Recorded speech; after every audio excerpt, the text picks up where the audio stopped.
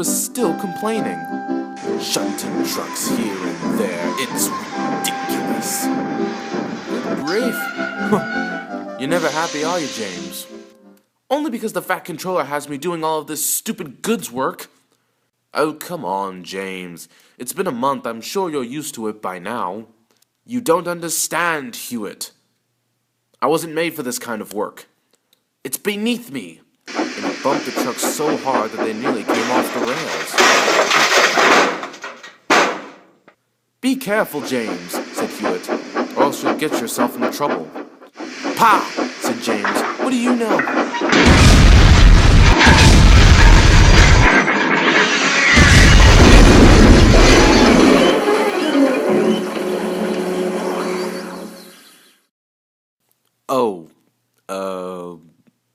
Oops. Yeah, said Hewitt. Oops. The Fat Controller was furious when he heard about the accident. James the Red Engine, what part of being on probation do you not understand? Look at the damage you've caused. But sir, please, I don't want to hear it. I specifically said, if there was to be any more trouble from you, that there would be dire consequences. Go to your shed, and you will stay there until you are wanted. James looked like he was about to cry. But it's not my fault, sir. Oh, said the Fat Controller, then whose fault is it then? It was my fault, sir. What? The truth is, sir, I'm the one who caused the accident. Hewitt, explain yourself now. I was only trying to help, sir. I noticed that James was backed up on his shunting, so I decided to help him. It's been a long time since I've pulled a goods train. I'm not used to trucks.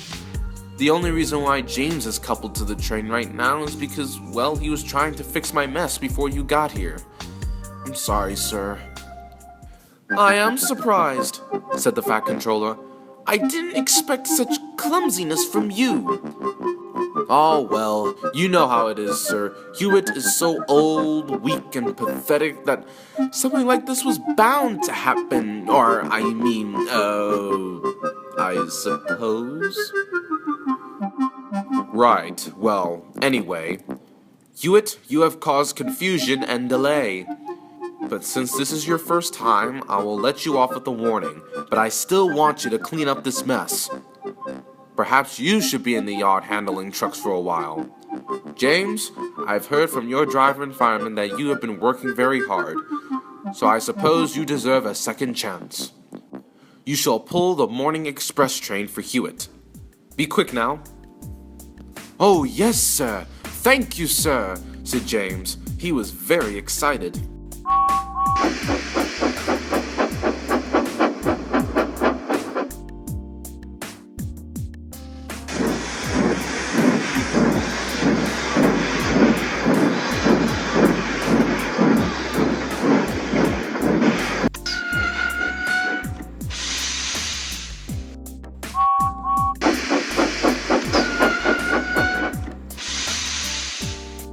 Hewitt was not happy.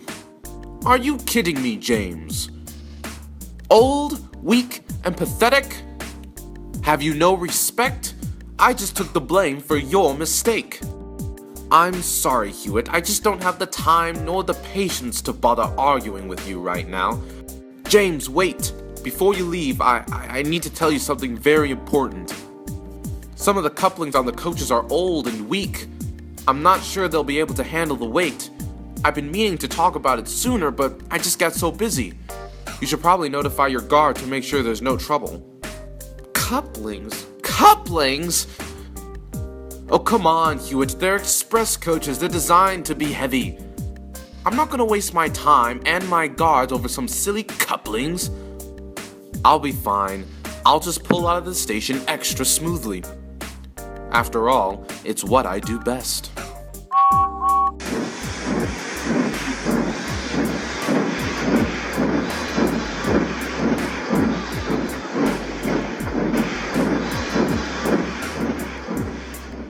Hewitt was fed up with James. He was hoping that he would be a little more humbler after taking the blame for his mistake.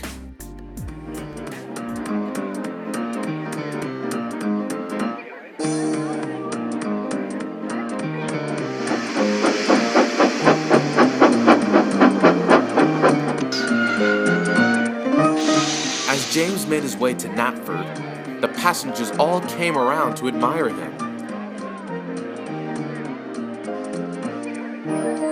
"I'm a really splendid engine," he thought. "James, are you sure we shouldn't mention the couplings?" Hewitt seemed very serious back there. "Oh, don't you start," said James. "Fine, be like that, but if there's trouble with those couplings, you'll know whose fault that will be." But the driver was wasting his own breath because James was no longer listening.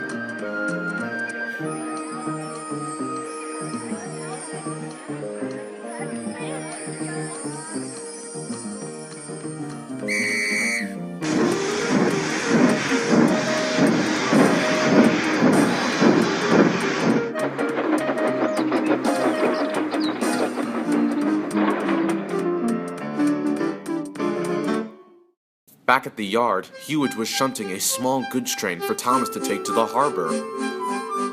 It was a train of 2 trucks, an oil and a fuel tanker.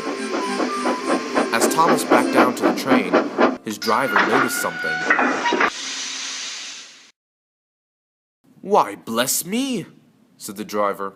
"Oil seems to be leaking from this tanker." The driver soon notified the guard. "It's not safe," said the guard. "We'll have to move on without it."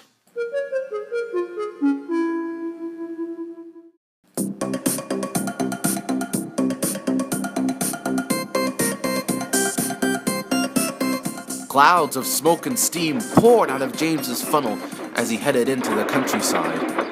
"Hurry, hurry, hurry," he said to the coaches. "Chickity-chock, chickity-chock, chickity-chock," they replied. James soon made his way to the big hill. It had been a long time since he had gone over it, and it was much harder than he had expected.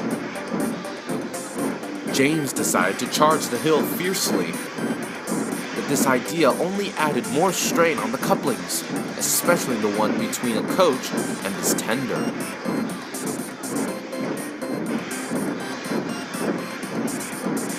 James was soon beginning to find himself struggling in one place. "Come on, old boy, you can do it!"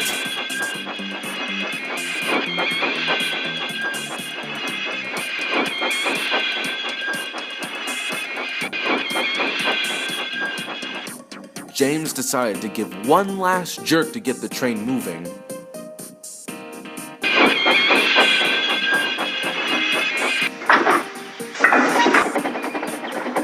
But then, it happened.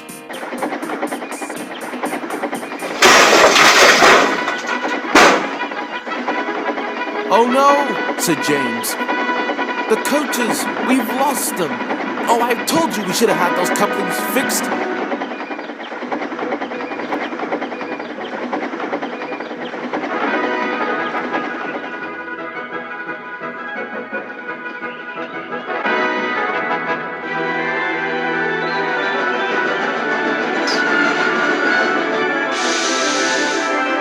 The coaches were dangerously rolling down the line by themselves. The passengers all shouted in horror. "Help! Help us!" they cried. As they passed a signal box, the signalman immediately made a phone call to the yard to warn them about the runaway coaches.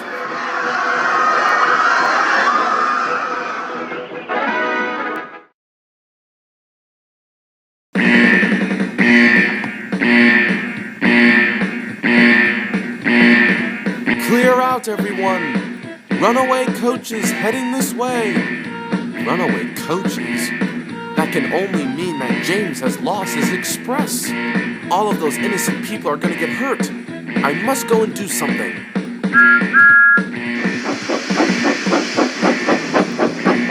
"Thomas, wait! Stop!" cried the yardmaster. "What are you doing?"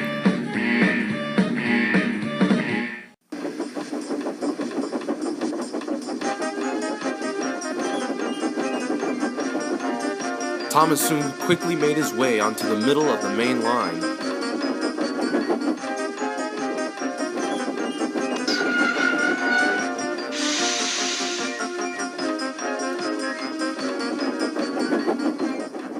As he began to see James's coaches rolling along in the distance, he immediately started up, going backwards, hoping to slow the train down as he gathered speed.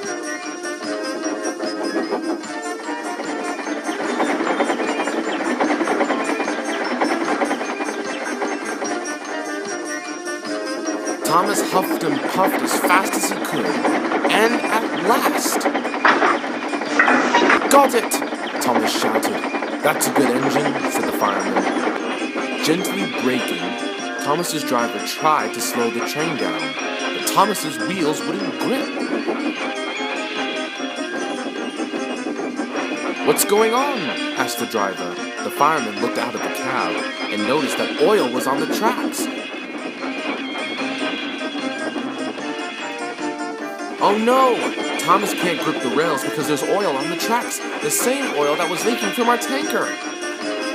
Thomas tried to use his sandboxes, but the heavy weight of the coaches and the speed that he already was doing, Thomas couldn't grip. In fact, he kept going faster and faster.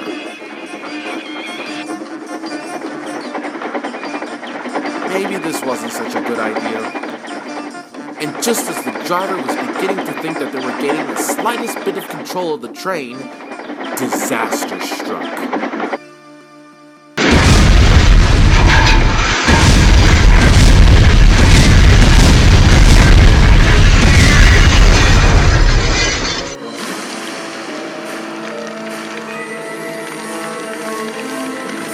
The sparks and oil from Thomas's accident had caused the shed to catch on fire.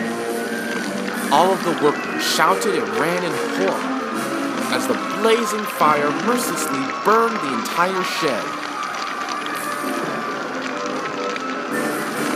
"Help!" cried Thomas. "I'm stuck." "Don't worry, Thomas, I'm here to help."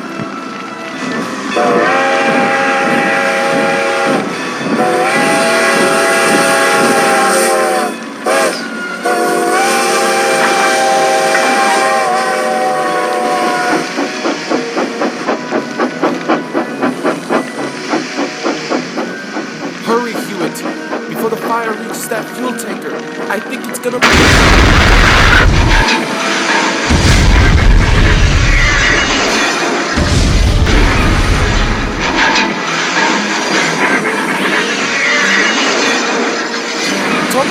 Thomas, no!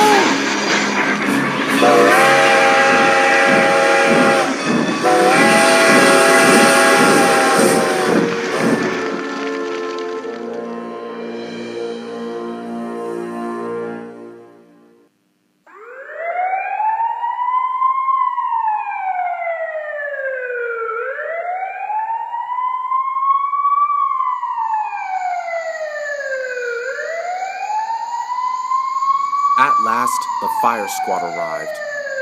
Fortunately, they were able to get the fire under control. However, so much damage had been done. Poor Thomas laid upside down with severe burns. The coal trucks and the tankers were both completely destroyed, and the shed was nothing but a pile of dust and burnt debris. James soon hurried back to the yard to see what was the matter. James was horrified. "Fire and smoke! Thomas, are you all right?" Thomas didn't reply. Thomas? Thomas, are you awake? Where's Hewitt? And the passengers, are they okay?" "Hewitt's fine. The passengers, not so much. Nothing severe, just a few minor cuts and injuries from the accident. A few, however, had to be sent to the hospital." James felt so ashamed that he quickly puffed away, trying to make himself unseen.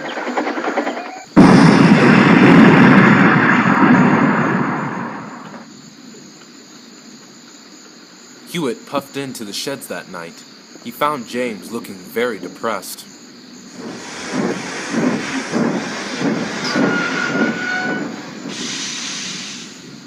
"Will Thomas be alright? Asked James. I don't know, said Hewitt. The accident really did a number on him. He'll probably need an overhaul. Hewitt, I am so sorry. This is all my fault. Everything. I should have listened to you about the coaches. I should have respected you, and I shouldn't have gotten so jealous of you pulling the express. Could you ever forgive me, Hewitt? Hewitt frowned. Normally, James, I would forgive engines who insult me, but the accident was very traumatic, and I'm not sure I can forgive you, James. I understand. I wasn't expecting you to forgive me anyways. I only wish that I could apologize to Thomas and the passengers for what I did. You think the Fat Controller is going to scrap me? I don't know, said Hewitt. But we shall see what Sir Topham Hatt decides.